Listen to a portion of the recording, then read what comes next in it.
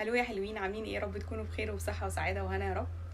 اغرب موقف ممكن يقابلك في حياتك ايه؟ انا مثلا في مسج جاتلي على الانستجرام. آه، بنوتة بتقولي انا بمنتهى البساطة بمسك تليفون جوزي بطلب اوردر، فلقيت الراجل بيقولي اجيبه على المعادي ولا المقطم؟ عادي جدا. فالبنت اتصدمت، معادي ايه ومقطم ايه؟ فقالت له المقطم. فراح قال لها طيب ممكن اراجع معاكي البيانات. كتبت وراه العنوان على طول.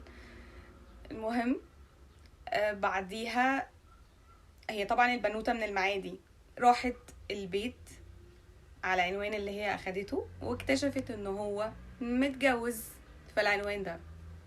وده كان اغرب مسج جاتلي على انستجرام صراحة. يعني انتوا ايه اغرب موقف قابلكوا مثلا في حياتكوا، اتبعت لكوا مسج بيه، حصل حواليكوا؟